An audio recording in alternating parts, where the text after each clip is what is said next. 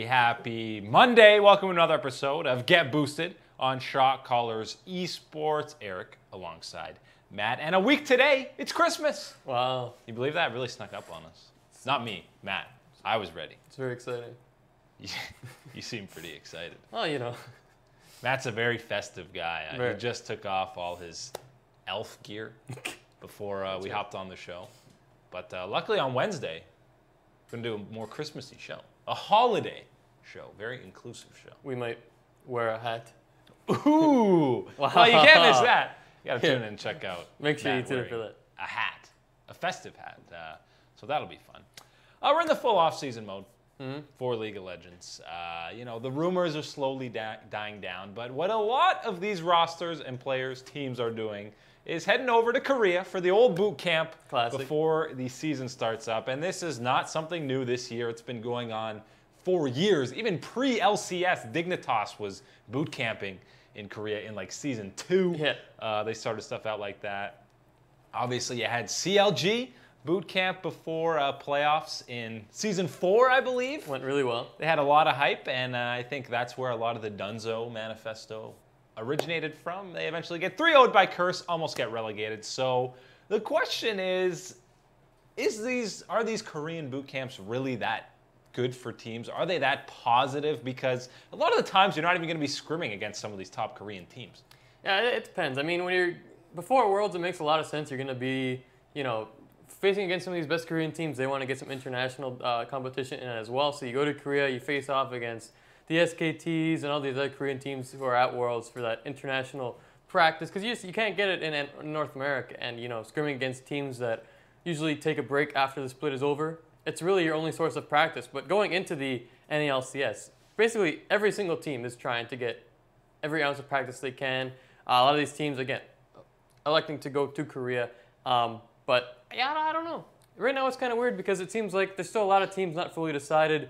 Preseason's still getting figured out, so maybe you just go there to try to get everything together. But right now it seems like Team Liquid is doing not even too much scrimming per se, just sitting around in solo queue and having a great time, you know, experiencing. That's not solo queue. No, it's there's some clowns there too. There's a lot of great pictures floating around on Twitter of what these guys are doing, wearing some nice Japanese garb. Trying to one-up Sneaky.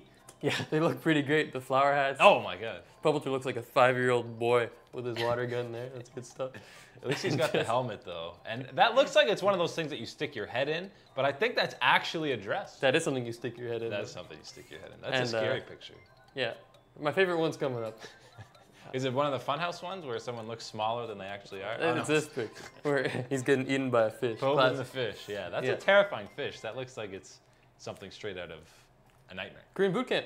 Korean Bootcamp. Yeah, so that looks almost more like a team bonding experience. Which is fine. Which is perfectly fine when you've got a new roster. And yeah, I mean, even just playing, people love to talk about how much more competitive, more serious Korean solo queue is. So even just having guys out there doing that. But that looks like a fun team experience to just build up chemistry. And again, we don't know what these Korean squads are doing right now. Like, are they ready to scrim? Some of the rosters aren't even fully finalized. I'm sure a lot of guys are still on vacation because the actual offseason hasn't been going on for that long yet, considering how much these guys are playing leading up to this point. So it's definitely more of a team bonding experience. Or in the case of Fnatic, it sounds like they just have their bot lane, Reckless and Hylissang, heading to Korea. So that's clearly just duo queue working on, again, that new synergy with new teammates. So there's a lot of different variables why teams do these Korean boot camps, and the successes are to varying degrees, I would say. Yeah, I mean, the CLG example is obviously one where you're like, this did not work. But I don't know if that was so much the boot camp, but maybe it was being in that small environment, in that small condo for a long period of time. You get frustrated with your teammates. You tell your top laner never to gank your lane, or your jungler never to gank your lane again, which is a classic. And then Monty obviously had a lot of flame directed his way after that whole experience as well. But I mean, you look in between spring and summer of 2017, Team Envy went as well to this Korean boot camp, and they pretty much turned everything around. 3-15 in spring, and then 8-10 in summer, made playoffs. So they looked a lot better. How much of that was a boot camp? How much of that was just getting this roster more on the same page? Hard to say, but I think the experience is there, and just getting to face against some better competition overall is valuable. It's just, is it worth going all the way over there and maybe not getting all the scrim partners you originally want. Because sometimes it's not that easy to just be like, hey, Korean teams, you want to face us? They're like, not really. I mean, and to be fair, they might have a better chance of getting scrims out there than in North America or EU maybe, because some of these teams are barely finalized. Guys aren't even all together. We've heard with some teams like 100 Thieves, they're not even all in the same gaming house right now. They're not all playing together. They're all at their homes. So this scrimming, it's tough to find scrim partners anywhere right now because it's still pretty early, but not that early. It's about a month till the LCS split starts. So you got to imagine the scrimming's got to start soon. Yeah, and I mean, it also makes sense for Team Liquid because Impact and Ole, as well as one of the coaches, Kane, all based in Korea, they're already over there. So only... Yeah, they got connections. Yeah, Doublelift, Xmithy, Po Belter, and the rest of the coaching staff had to fly over. It wasn't like the whole team went. Kind of makes sense to just meet up over in Korea for a bit, get in some practice against, if nothing else, solo queue. Hopefully get some top-tier Korean teams in there and see what they can do. But it's a very hyped-up team, so better bring those results. Yeah, we'll see how this affects them going into spring 2018 because there is a lot of hype around them. Stuff that hasn't had a lot of hype going forward is academy teams.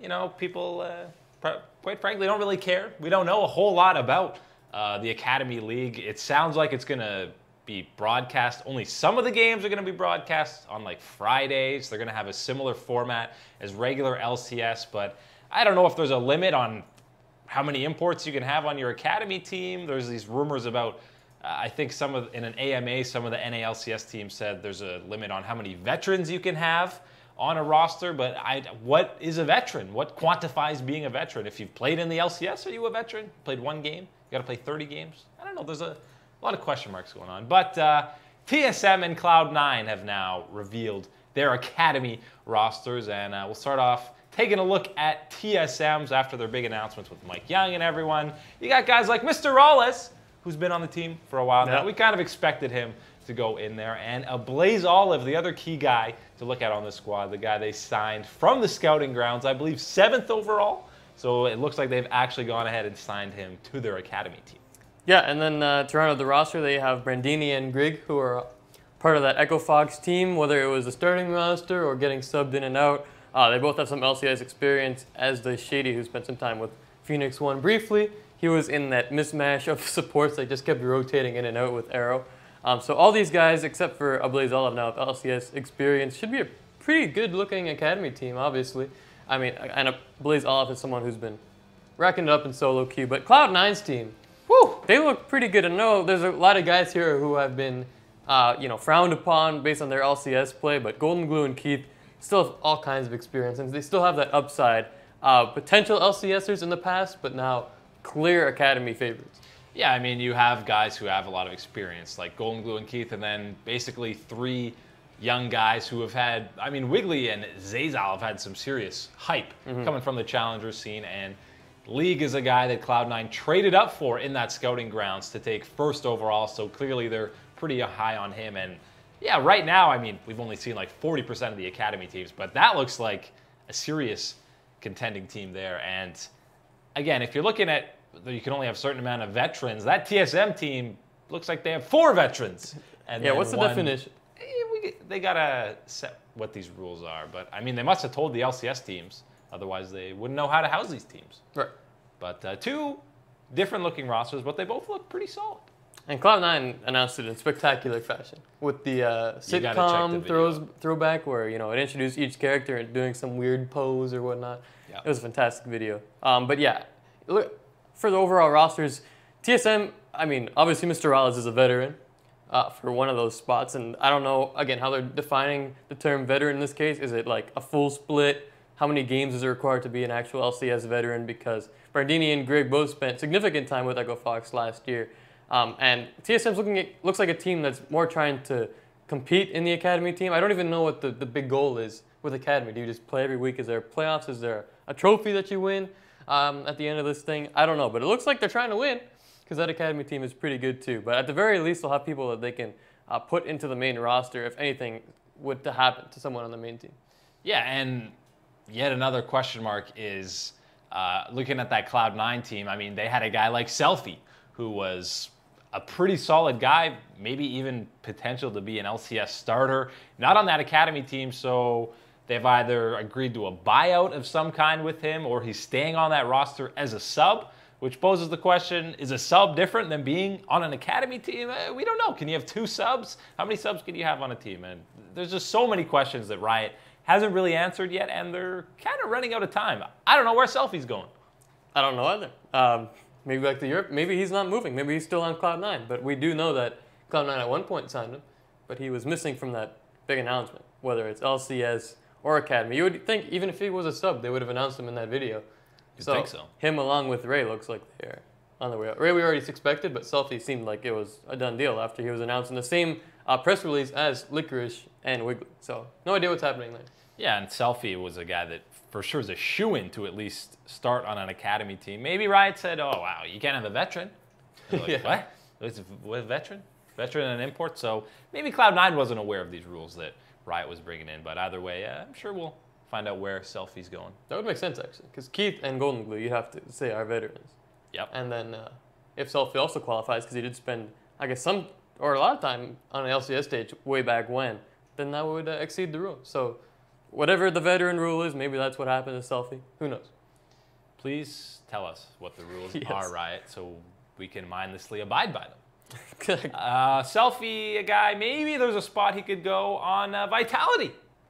Because right now, Vitality, I don't know what they're doing. We have pretty much no news about that roster. I mean, Gilius played one last tournament with Giants, and now it looks like he was waiting for that tournament. Now he's going to be leaving that squad. He's pretty heavily rumored to be going to Vitality, but I mean, outside of that, who's going? We don't know. They've been very quiet, a little spooky how quiet they've been. They got to have something up their sleeve.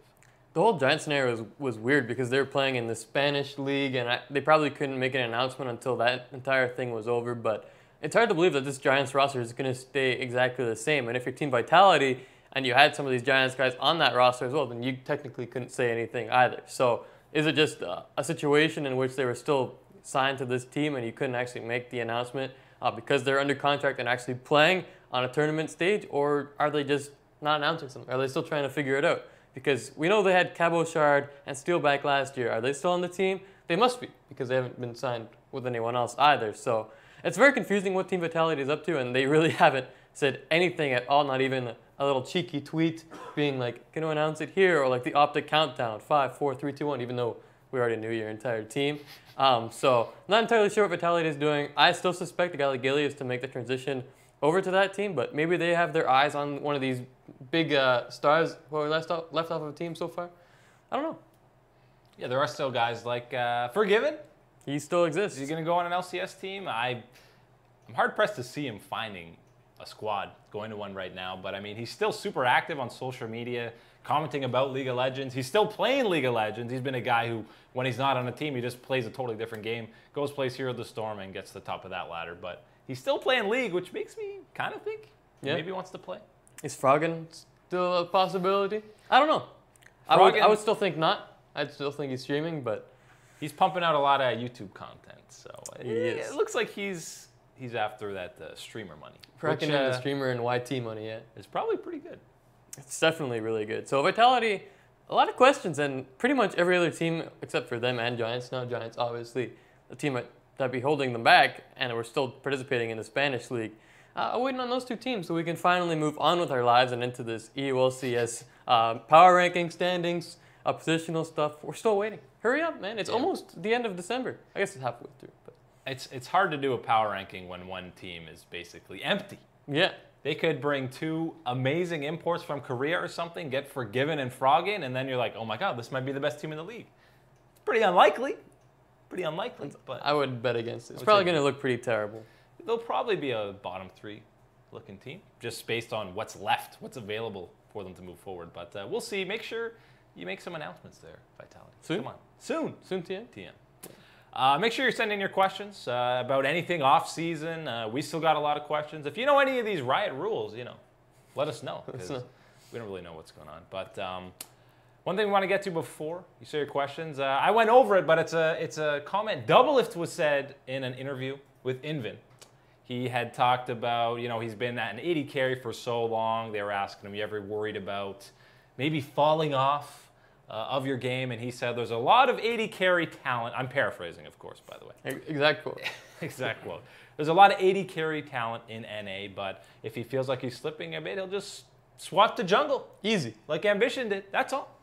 Yeah, I haven't really seen Doublelift jungle too much in solo queue. I can't Plays say I Lee Sin. have. But, I mean, it's just a situation where Ambition was playing mid. He made the swap to jungle, and now he's a world champion. Obviously, it's not that easy where you have to understand the game on such a macro sense where it's not just this mechanical situation where you have to outplay and try to survive in these team fights and put as much damage as possible. This is understanding the map, trying to read where the enemy jungle is, how each lane is going to play, and where do you gank, where do you go for vision, where do you support your team on the map. And, I mean, Doublelift has over time turned into the shot caller for TSM, for CLG, so maybe he understands how to actually play the game in that level, and then it's just comes down to learning the jungle champions and understanding the matchups, all that kind of thing. So maybe it's possible. And like you said, the AD carry talent pool is pretty stacked in North America as far as position goes. So when it comes to these domestic junglers, if his mechanical talent does fall off and he can't play AD carry anymore, maybe you switch to jungle and just try to support your teammate with your shot calling. Yeah, and I mean, there are more examples than just Ambition of this. A big one is Score on KT. He was a solid AD carry player, but by no means the best. Switches over to jungler, and he's pretty much one of the best, if not the best jungler in the world. That's a pretty insane transition. You look at Core JJ doing backwards Ezreal ults and being on one of the worst Dignitas teams of all time to a world champion. Just switch to support. It'd be more logical if you wanted to switch to support, no? If you're Doublelift, you know bottom lane. He said he basically molded Biofrost into playing like he did. So just be a support player. Pull an Afro. And he already knows Blitzcrank. He knows Blitzcrank. Some other examples too. High played some mean jungle. Oh, and support. And Dyrus in the TCS with the Stream Dream team has a mean Shyvana. Yikes. Right? He's got a Shyvana. But no, I mean, yeah, I can actually see it happening. Doublelift, the guy who obviously very talented on TSM, was a main shot caller. So, hey, who knows? One day it could happen. But yeah, support does make more sense when you think about it. But I do think on that Invent article, he did mention support alongside jungle as the two possibilities. Because he also kind of took a shot at NA support saying it's also weak, which I don't fully see. It looks pretty good. Yeah, it's pretty good. Even jungle's not that bad, really. It's not that. I mean, there are a lot of imports. Yes. Basically, any role that's not AD carry, there's a lot of imports. Especially mid. Especially mid. That's the majority of the league. But, I mean, right now, Doublelift hasn't really seemed to be falling off. All flash memes aside, last Worlds. I think he'll still be a top-tier AD carry coming into the 2018 Spring Split. So I don't think he's becoming a jungler or support player yet. It's probably still 1 or 2 years down the road. Oh. If at all. Well, I don't know. 2019, Doublelift playing starting jungler for TSM. He goes back with Sven and Mithy. Wouldn't be surprised. He's going back and forth all the time, man. So. Yeah, he does like. Can't wait to crush Team Liquid. Those The Vengeance Part 3. Yeah. Just swap between all the teams. That'd be fun to watch. It would be fun. This is the time where we dive into what's going on in the solo queue world. Oh God, there's a lot of nasty stuff going on. Because we're in the wild, wild west that is the off season, and the meta isn't really fully established yet, especially when there's no real pro play for people in solo queue to just be like, oh, I play that. That's good. I play that and destroy people. So everyone's just kind of figuring stuff out. I mean, a lot of the stuff like lethality, I mean, that recently got nerfed. And one of the main things that is so unbelievably frustrating for me to play against is all this poke that's coming in with things like Comet becoming so strong. And one in particular is that support Xerath. I gotta tell you, that is awful to play against because I can't dodge anything. And he doesn't seem to use any mana with any of his skills. And then as soon as he gets low mana, he just autos once, he's got all his mana back. I can't dodge anything. The passive definitely helps for it's Xerath. gross. Yeah, that's obnoxious. I was playing mid lane against it the other day. It's not even just support. It's also mid. It's just, you always get poked out, and you're always going to be shorter range. It seems like you always hit. And then when you do, the extra damage from whatever you choose, Airy, Comet, doesn't matter. It's ridiculous. Yeah, those two things need to get knocked down a bit because they're by far the most popular new runes out there. And the extra damage is ridiculous, and it's not just mid laners who would usually take, what was the old one called where it would do the extra damage over time? Deathfire. No. Oh. Doesn't matter. Doesn't matter. It's besides the point. But now even AD carries are taking this stuff. Even top laners like Nar is running summon area. It's like, what is happening? It's so poke heavy, and the team fights are pretty explosive. So it's crazy. I do agree that the whole pokey thing. It doesn't even get the team fights. It's just sieging. You try and get a turret and you get one shot by like 3 guys from 2 screens away, and it's like, oh. Well, Xerath can kill you by itself. Yeah. It's like, not even 4 ticks, like 2 of them. I know. If you're an it's AD, insane. good night. But yeah, the lethality change was probably warranted too. Misfortune was pretty gross. Don't even have to auto in a team fight, and you just win by pressing R. It's pretty good. Or the angles on some of those Qs in lane that just half health you instantly. It's very inconsistent. I swear, you're like a screen away, hiding in the brush, and it gets you. It tags you. It's not fun. No, it's not fun. Zoe, also incredibly busted. That champion is ridiculous. You saw it at All Stars, how bad it was. Yeah. I mean, pro players getting destroyed by this champion. You get slept, and then you get queued, and you're dead. Oh, good job, right? Nice. Yeah, so they got to change the RNG on that, just dropping from minions, her W. Yeah. Because that is silly that you just get a free flash randomly, then they flash and you flash again, and then you use your real flash. You got 3 flashes in 10 seconds. That doesn't seem very fun to play against. And then, yeah, that bubble, the fact that you're almost rewarded for not landing it. You just throw it in the middle of the lane, and if they walk over it, they're dead, or they have to go completely around it, and they're dead anyways. So Zoe is a champion that Riot will probably be taking a look at. But it's the first time they did patch notes that was like 724B. I've never seen a B in a patch note, so that was interesting. It's it's kind of suspicious. Didn't they change Ornn a little bit too, slightly? I think there was a bit of a nerf, but it's not going to do anything. But then they buffed Sunfire. Good. Which probably made him even better. This champion is absurd too. And it's funny, when he came out, people said he was the worst champion. Yeah. So what do you think the meta is going to be come spring? It looks like a tank top lane situation. I mean, I still think it's going to be pretty poke-faced. Poke-faced? Poke-faced. Poke-based. There you Also, go. Poker Face, great song by Lady Gaga. Nice. But, I mean, yeah, these things like Xerath, the Varus, you saw that at All-Stars as well. Yeah, the combination. Absolutely disgusting. It seems like there are going to be some siege-oriented comps with stuff like Azir, maybe Caitlyn, and just a lot more emphasis on sieging down turrets. But that's what I think. Could be totally wrong. Could be totally wrong. But even at least the junglers now seems like a decent mix. You still have the Sejuanis and that kind of boring stuff, but you also get some Kazakhs. The Assassins, which are disgusting. You saw what Karsa did at Worlds with the Kazakhs. Finally, the junglers can have some fun instead of just playing Gragas and Sejuani. And Rek'Sai was the most exciting thing because you could actually build the warrior enchantment on the jungle items, which was like, wow, damage in the jungle position. Whoa. It's crazy. So even potentially some Nidalee. Seen some cool things with the rune that slows people on hit. Not bad for Nidalee. Auto, and then just start chucking spears at the guy's face. Hell of a time. So Predator on some random champions in mid is also insane. On stuff like Annie or Veigar. True. When one of these guys just comes sprinting from the mid lane with that buff on and just one-shot you, it's not bad. So try it out on some random mages. It's very interesting. Give it. So people are still experimenting, and I'm sure once the first weeks of pro play actually come in, you're going to see some very interesting things that no one's really thought of because they're all just theory crafting. Yeah. You saw a lot of the spell book too at the All Stars, which is kind of interesting. I thought that was pretty useless initially, except you heard some Koreans running like spell book with ignite top and then switching to teleport after you get the cheese kill early. Stuff like that is possible. Not a bad idea. And it also just gives a whack of CDR to your summoners. So even if you're not switching, it's not bad. It's not bad. It's all right. So some of the things you might think are awful might actually not be so bad. Wow. That's the lesson for the day. We always have a lesson. Usually it's a lot more depressing. I feel like we don't usually have a lesson. Maybe twice. It's usually like, don't be an idiot. Well, it's a good lesson. It's a pretty good lesson. Don't usually follow that one myself. No, you don't. I think it's question time. All right. You got some questions over there? Looks like there's some questions in here. Send in the questions. We love questions. Eric loves questions. I actually love questions. That's a fact. Fact of life. That's the fact of life to go along with the lesson of the day. A lot of learning here. Yeah. Well, first question. Okay. Who's joining Vitality, do you know? We do not.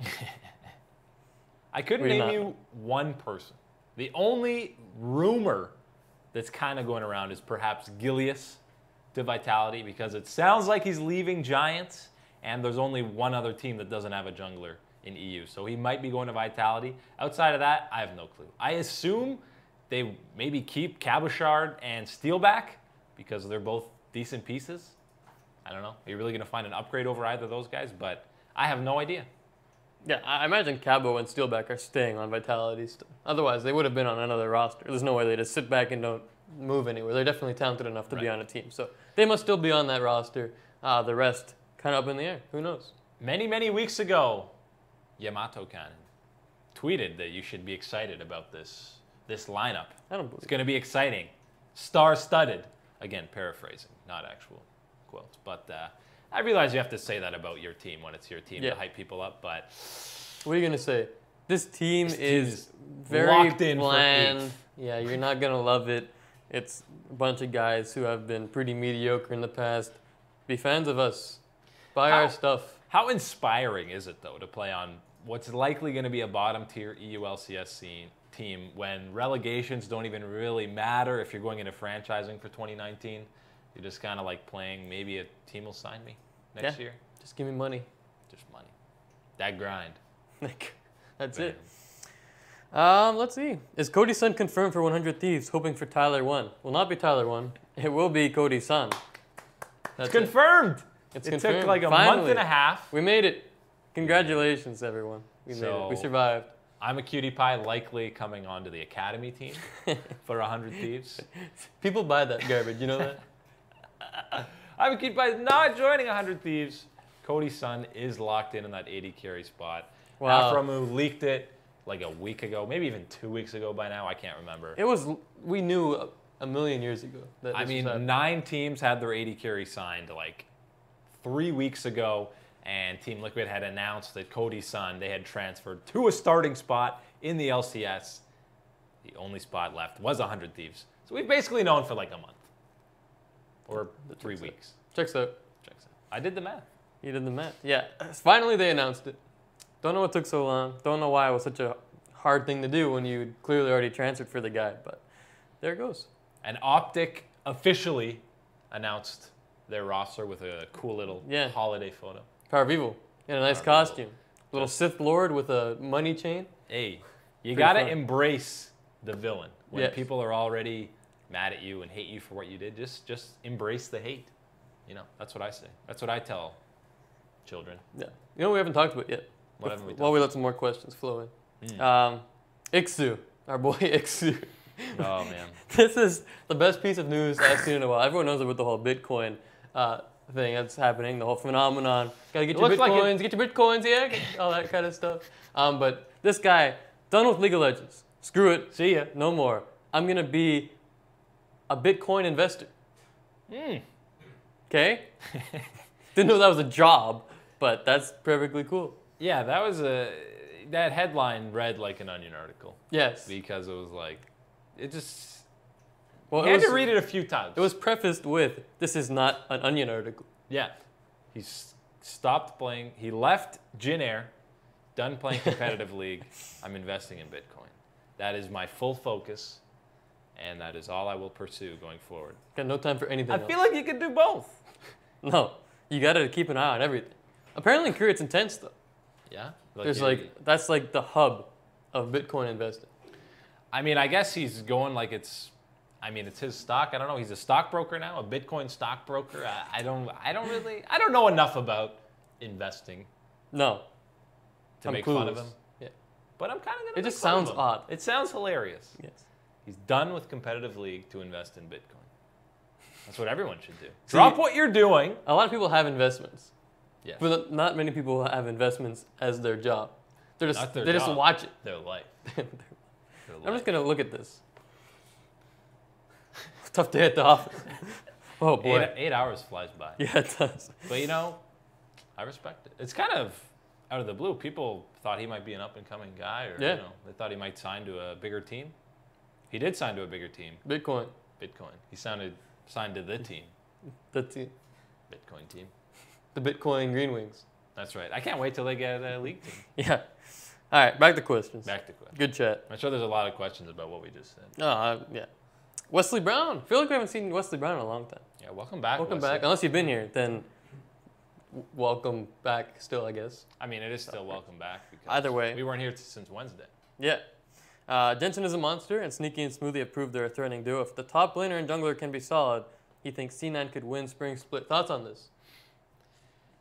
Yeah, I think people are kind of sleeping a bit on Cloud9 because it looks like they've got downgrades in top and jungle. But again, I don't think Sven Skaren's going to be a huge downgrade. He might not even be one. Might be a horizontal move. Might be an improvement from Contracts. That's hard to say because Contracts was pretty fantastic for Cloud9. But yeah, I think Licorice will be perfectly fine in that top lane. I think he'll be able to fill the role that Impact filled. And so, yeah, depending on how quickly these other teams are able to develop synergy, I mean, TSM, it's either going to click instantly or it's going to take them a long time and they're going to have some growing pains. Might be not until summer when they've really figured stuff out. So, yeah, spring's definitely the best chance for Cloud9 probably to take home a split. Yeah, I think it's totally possible. I mean, with that bottom three of Jensen, Sneaky, and Smoothie, doesn't get much more solid than that. And then it's just a couple question marks of can Sven kind of repeat what Contracts did with Cloud9. Obviously, a lot of people looked at him as the best jungler in North America last year. Contracts that is. So Sven Skaren's got a big hole to fill, but hopefully he can get it done. Obviously, he's a talented guy. Did TSM hold him back? Don't really know, but I think he'll be fine on Cloud9. Then Licorice, a guy who's been looked at for a long time in the academy scene. I think he'll be fine too, kind of filling in for Impact. So yeah, they made 2 moves, but I don't think there's going to be anything there that really pushes Cloud9 back into the middle of the pack or anything. I think they'll still be in the running for sure.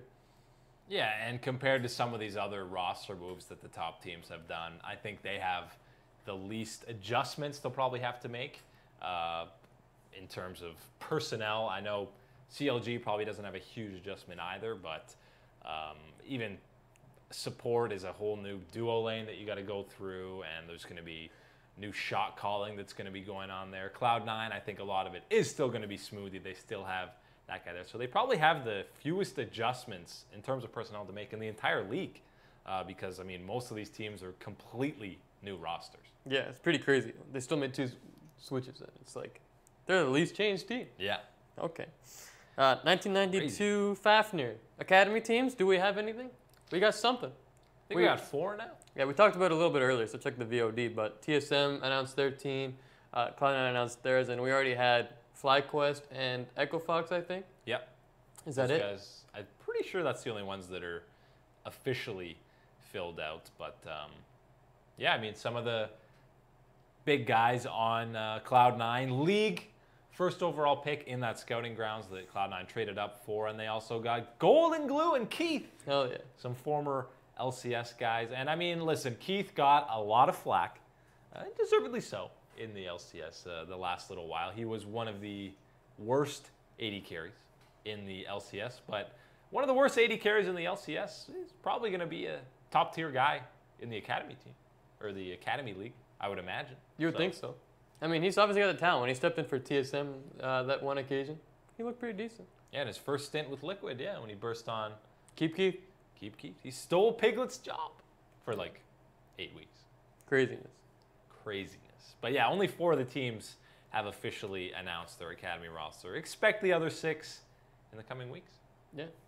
But Vault Boy back on a team. Congrats, Vault Boy. Good stuff. Stefan Stridham, does UOL have a full roster now? They do. Let's see if I can remember what it is. I know. They need a support still. Right, they still need a support, but it's White Knight. 108. Sorry. Don't forget the 108. Cold or AKA Trashy. Trashy, that's right. Exile and Samix. Yeah. So still looking for a support. But apparently looking for a Korean support while they do their Korean Bootcamp as well. Yeah, it's interesting you're doing a Korean Bootcamp without a full roster. Yeah. Hey, you want to scrim? Sure. Can we borrow one of your players? Yeah, can we take your support? Well, that's interesting. Yeah, so that's it. Okay lineup. Okay. I think they'd have to overachieve to make playoffs, probably. Yeah, definitely overachieve. Wesley Brown with another question. Hell yeah, keep him coming. Did you see the Prey video about wanting in the future to possibly move to North America? That Prey and Gorilla bot lane would be fun to see every week. It was something we were looking at before the season started. Korean Gorilla coming to North America. Maybe that'd be pretty crazy. Yeah, I think it Didn't was happen. rumored last year too, before this crazy off season. But yeah, I mean, they seem like a package deal, and I mean, it's pretty, unless something happens with Longju. I mean, there's so many good opportunities for them within Korea. I mean, maybe if they see how well franchising does, assuming it does well, maybe they want to come live that American dream. Yes, sir. A lot of money, but I think they're doing okay financially in Korea. I'm sure they are, but it'd be cool to see them come over to the NA LCS and smash every other bot.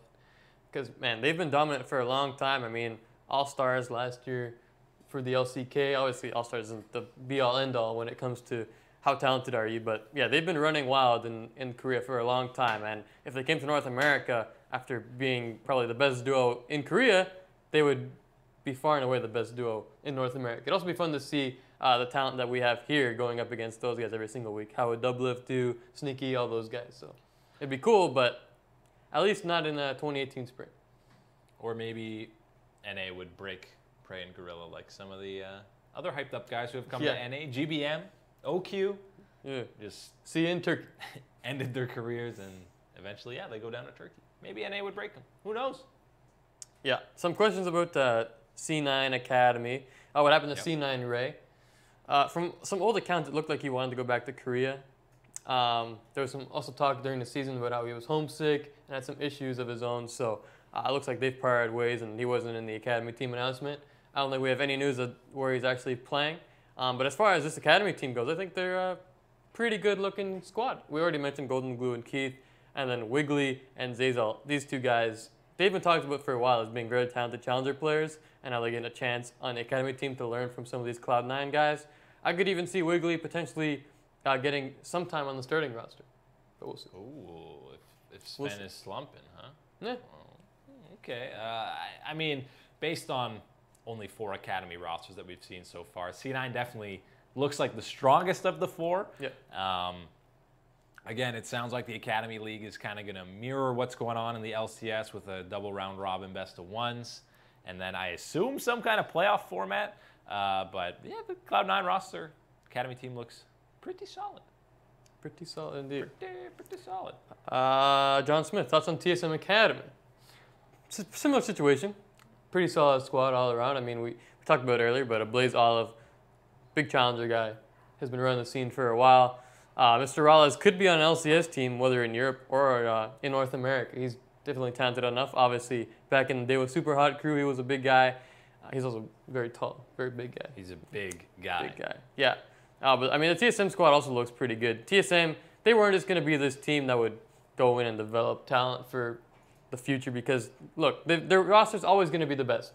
They're going to sign stars and compete right away. So they're just going to try to get some veteran guys to bring in some other dudes just in case they need someone to fill in for an emergency situation. That's my take on it. Yeah, and I mean, a guy like a Blaze Olive or League on C9, I mean, it's a great opportunity for them to work with such great organizations. Yeah. And I'm not sure if they're going to be in-house with the teams, kind of scrimming with those academy teams. For TSM and Cloud9, there's a good chance they might do that just to kind of really help these guys get accustomed to playing professionally, playing in the league. I know a lot of these guys have LCS experience, so they're already used to it. But for some of the younger guys to kind of groom them into the industry and the professionalism that goes into playing, it's a great opportunity for them and for the organizations to develop talent. Good stuff. It's good stuff. Question referring our little chat about what grinds your gears, Eric. What about Kassadin?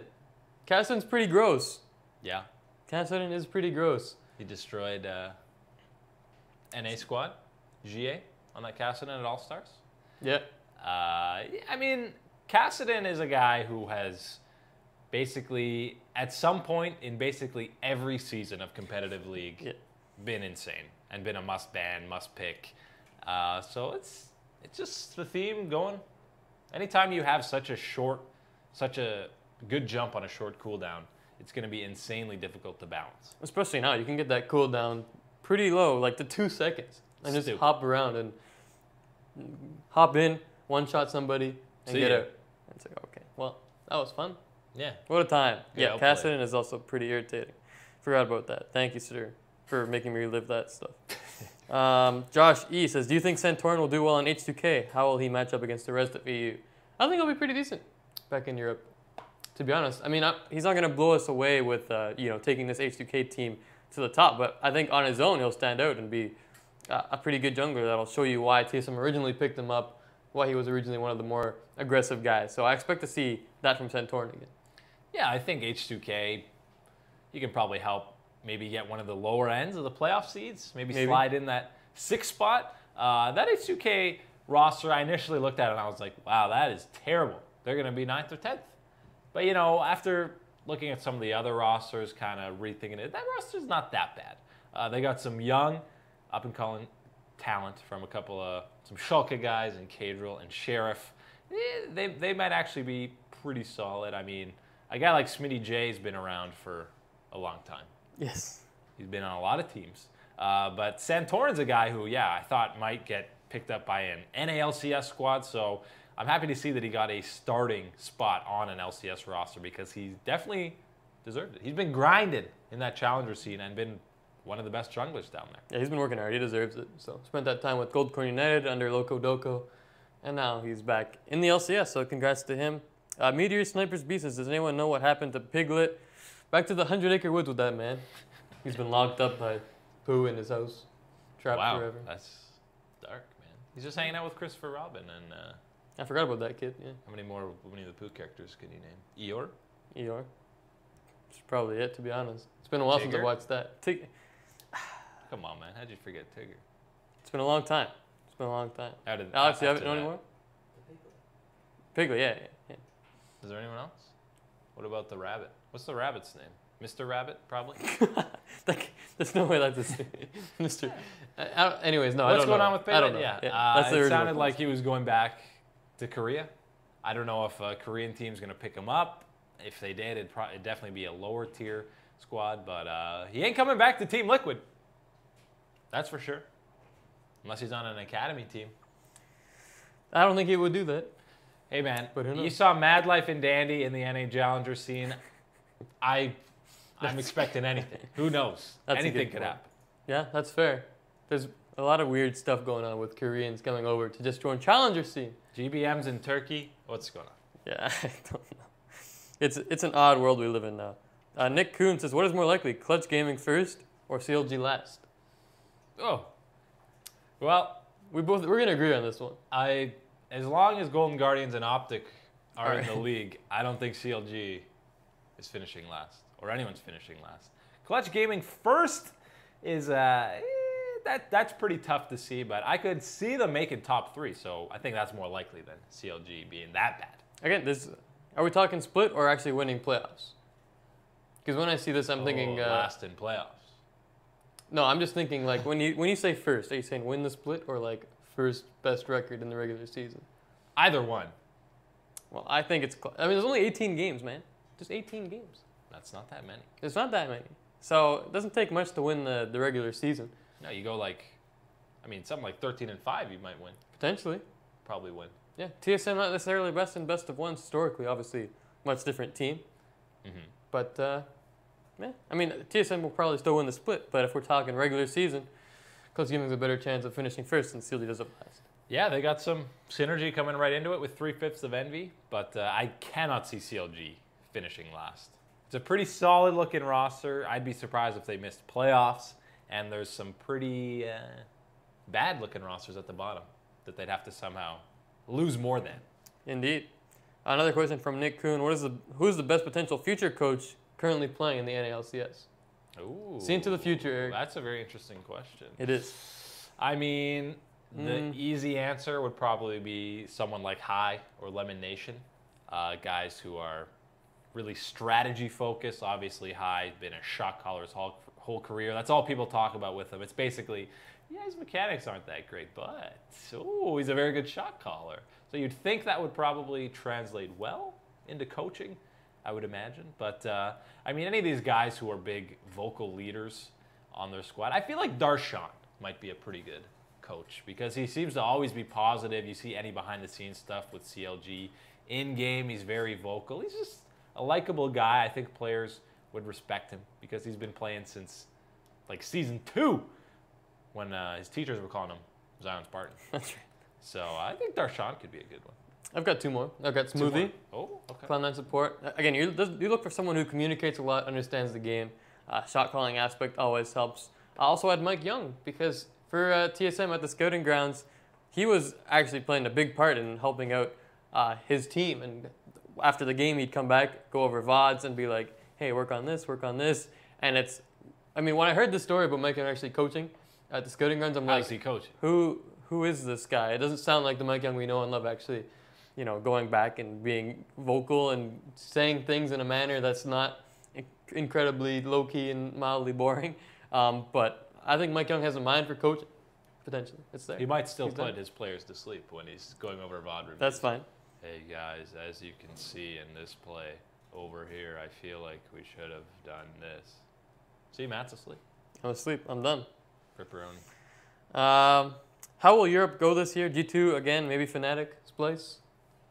I mean, you got to feel like Fnatic are the favorites because they've only changed one guy on their team, and that's a lot less than the majority of the other EU teams. And they were on cruise control during the summer regular season before the wheels fell off in playoffs. So I feel like Fnatic's got to be the favorites. They're the clear choice, at least for right now. As you said, whenever you bring back the majority of your roster, you make one change in the support position, you're going to expect to go in rolling right away. So, I mean, for the other teams, brand new rosters, it takes time to get everything together.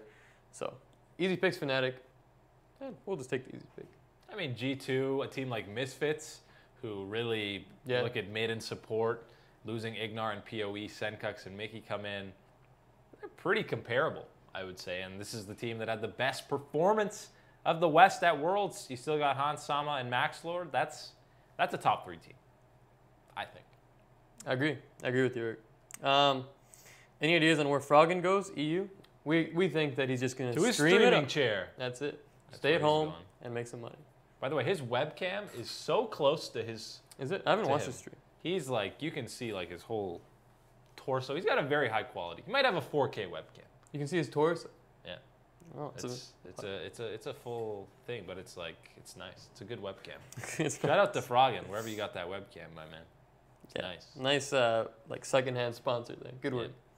I don't know what it is, but not a great sponsor. But, you know. Nick Kuhn says, I feel like there is some sort of similarity between Mike Young and Lonzo Ball. Do you think Mike Young will be able to handle being hyper-analyzed after each game? Well, luckily for Mike Young, his father isn't hyping him up to the world and proclaiming him and his family the greatest dynasty in the history of all galaxies. He also doesn't have his own shoe. He doesn't have his own shoe. He should get his own line of fidget spinners soon, though. So, I mean, I guess they're comparable in the sense that they don't really talk much smack. They're actually just both nice guys who sit there and they're like, oh, I just want to win. I don't care about myself. I just want to win. I think that's the only really comparable between those two. I mean, they both do have an insane amount of hype to live up to. Yeah, the hyper-analyzed thing will definitely happen. If Mike Young makes a mistake, it'll get looked at immediately and the TSM fans will be calling for his head right away. Not much patience when it comes to that fan base. It's win or get the hell out of here. Yeah, it'll be like that, and whenever he makes a nice play, it'll be like, Pog champ, Mike Young, all-star, best player of all time. So I guess that's comparable to Lonzo in that sense. Yes, sir. Yes, sir, Eric. Let me look. Yes, sir. Yes, sir. Spencer says, thoughts on Deathly? I feel like he is super underestimated. Yeah, when we did our 80K rankings, we both had him at 10, which, you know. It's we can't really put him higher. No, he's never played in the LCS. He's the only guy coming into the split who hasn't played in the LCS. So you kind of have to put him there just to be fair. But I think as the split goes on, you might see him kind of climbing up those spots because, I think he's a guy who is going to get a lot of opportunities on that Golden Guardian squad. And I think Contracts is going to end up focusing that bottom lane, and a lot of the carry hopes are going to be put on his shoulders going forward in this split. So yeah, he might get a lot more praise and recognition as the split goes on.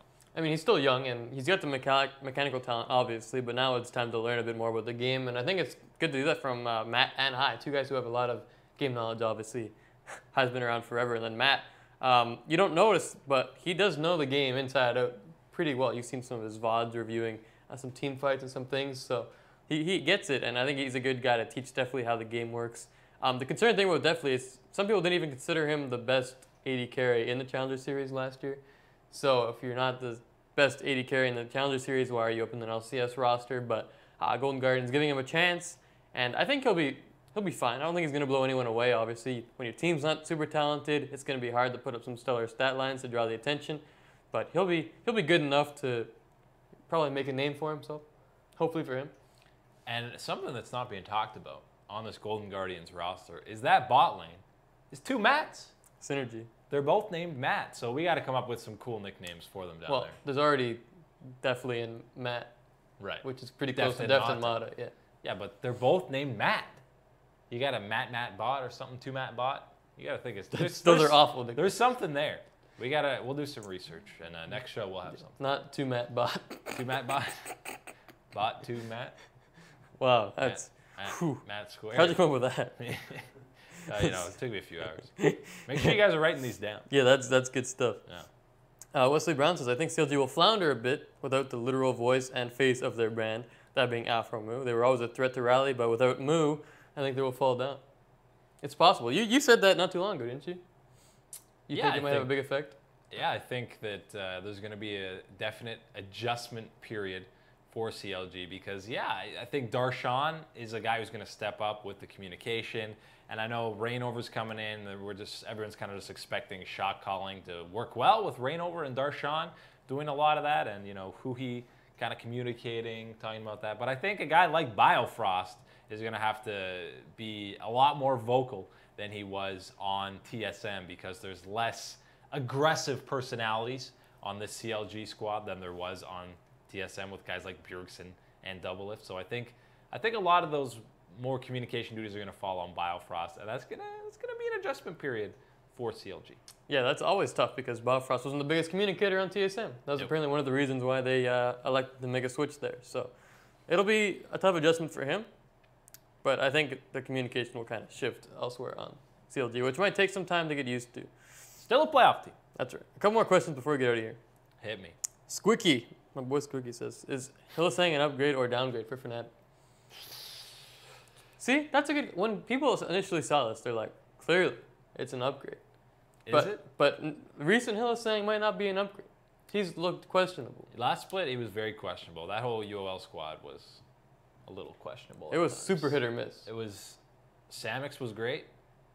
Everyone else was at times awful. Even Chachi had his moments where it was like, he was. You're still amazing, but now what's happening? He would flip flop. He'd go spring MVP one game, and then he's just running it down top, trying to 1v2, 1v3. So, I mean, Hylissang's a guy who he's going to be the playmaker. He'll make aggressive plays, try and get fights started, do the engages, which is maybe what Fnatic needs.